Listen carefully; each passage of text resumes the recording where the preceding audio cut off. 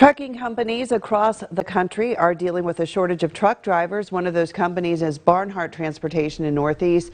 They say for every truck driver, there are 4 open positions. More than 40% of truck driving training schools have been closed due to the pandemic. They're also having trouble getting drivers back that have been laid off. Drivers are making close to, or in some cases more, than what they actually made when they were driving the truck.